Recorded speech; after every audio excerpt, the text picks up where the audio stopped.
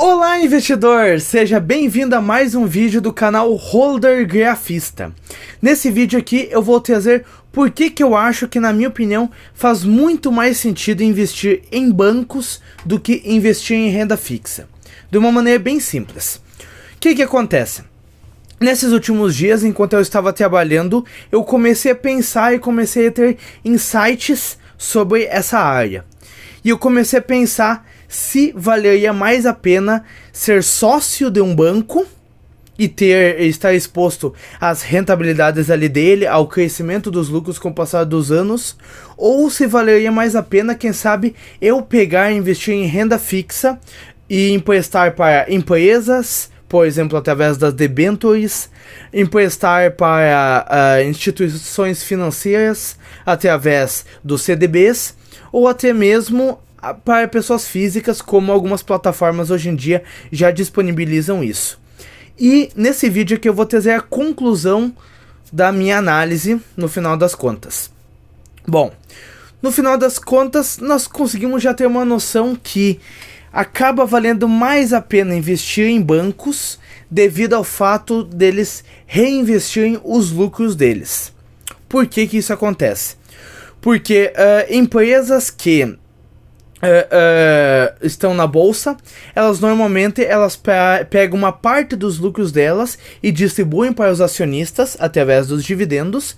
Isso já gera uma rentabilidade por si só ali, mas o restante elas pegam e reinvestem no próprio negócio, crescendo os lucros com o passar do tempo. Ou seja, esse é um dos pontos pelo qual não faz sentido comparar dividend yield com, por exemplo, uma taxa pré-fixada de um título público ou privado. Entende? Esse é um dos principais pontos aqui no início. E por isso que, inclusive, essas empresas elas tendem a crescer os seus lucros e os seus dividendos acima de taxa da inflação.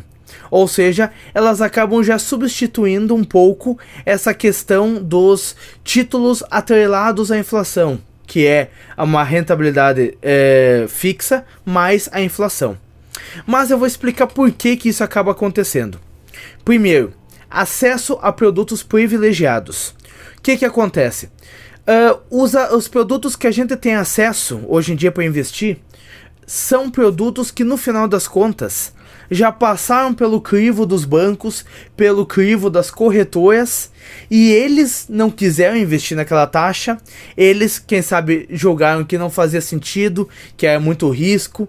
Porque imagina que ó, pensa aqui comigo, todas essas empresas que precisam captar dinheiro no mercado, elas vão primeiro aonde? Nos bancos.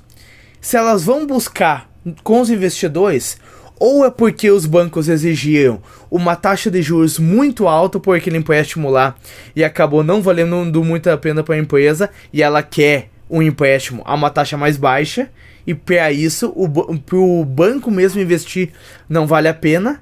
Aí, no final das contas, acaba sobrando para os investidores gerais do mercado. Então, aqueles investimentos iniciais lá, que estão a taxas que valem a pena, que o banco coloca, inclusive, a taxas altas para oferecer esse empréstimo para as empresas aí, lá os bancos investem e crescem com o passar do tempo. Então, o que acontece? Resumindo, o acesso a produtos privilegiados acontece com os bancos, principalmente os grandes, e o que sobra para nós são produtos menos rentáveis. Então esse é um primeiro ponto que faz com que a gente entenda que os bancos eles acabam tendo um potencial maior do que nós mesmos investindo na renda fixa. Administração profissional. O que acontece? As pessoas que estão por trás dos bancos, os gestores, os CEOs, CFOs e todos os outros funcionários lá dentro, eles são funcionários gabaritados, são funcionários que tiveram que fazer vários e vários estudos, principalmente os funcionários em cargos mais altos, tiveram que fazer vários estudos, tiveram que fazer várias faculdades, várias análises diferentes para poder chegar naquele patamar lá. E com toda essa expertise que esses funcionários têm, com certeza o banco vai ser muito mais capaz de avaliar as empresas e chegar a uma conclusão se vale a pena emprestar dinheiro para elas e a que taxa. muito mais capazes do que nós mesmos, pessoa física, entendeu? Até porque lá no ecossistema deles são vários funcionários trabalhando juntos para chegar numa conclusão final. Então, essa administração profissional que a gente tem investindo em bancos, é muito difícil de nós mesmos, pessoa física, atingirmos esse patamar investindo por conta própria. E um outro ponto que eu queria muito frisar aqui, que é a capacidade de diversificação. O que acontece? Por mais que nós, investidores pessoa física, ou pequenos investidores pessoa jurídica, queiramos diversificar entre vários clientes com um risco maior, por exemplo, emprestar para 10, 20, 30 pessoas físicas diferentes ali, que tem um alto risco e um alto potencial também, você já pararam para pensar no tamanho do patrimônio que os bancos possuem? É um tamanho muito maior, muito grande.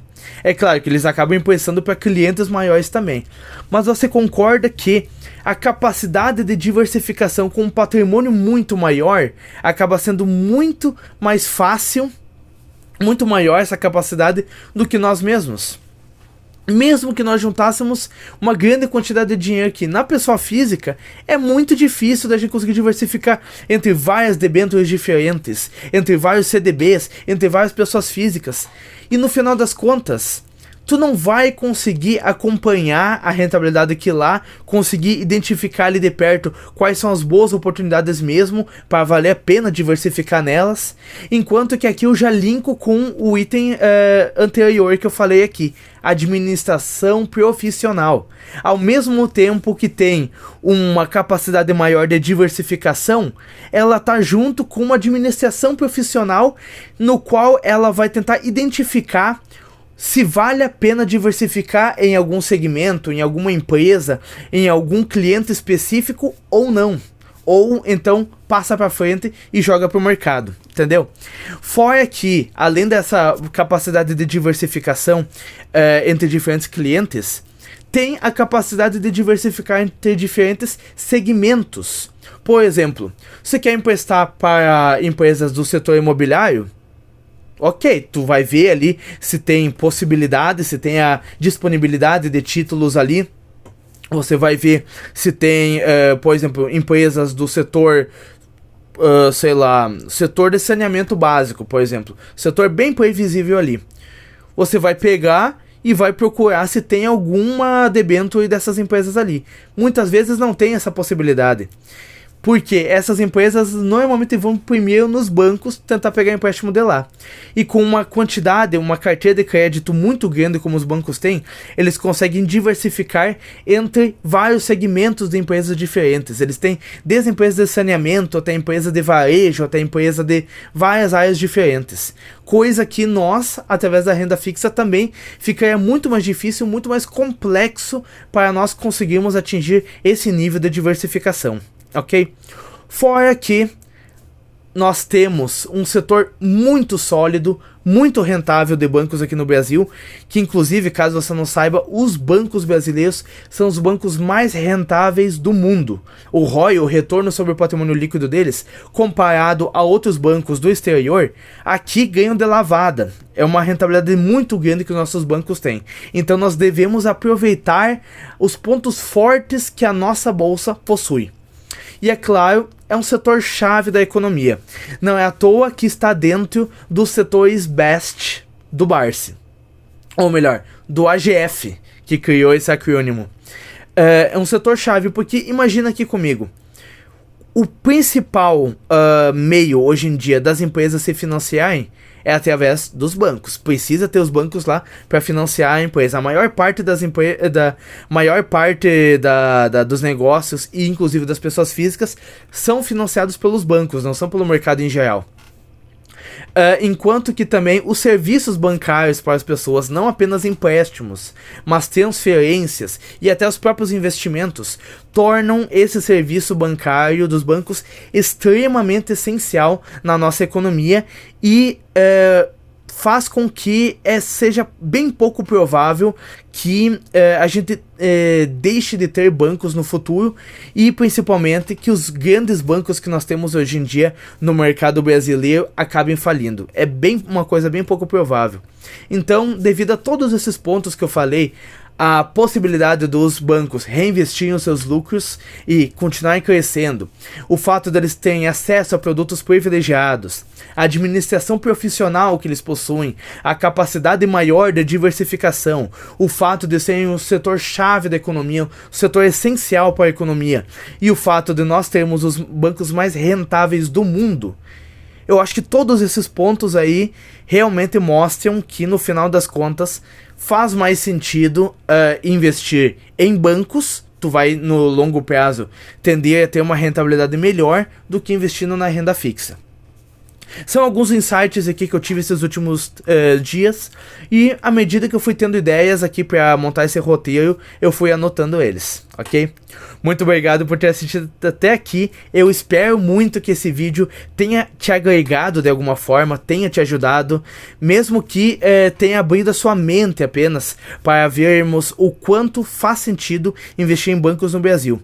Mesmo que não tenha abrido a sua mente assim para mostrar que de fato os bancos têm um potencial maior do que a renda fixa, mas só por ter agregado algum nível de conhecimento em você, eu já fico muito feliz, ok? Bom, se esse vídeo te agregou, eu peço que você deixe o like e se inscreva aqui nesse vídeo para eu continuar trazendo vídeos como esse no futuro aqui no canal, ok?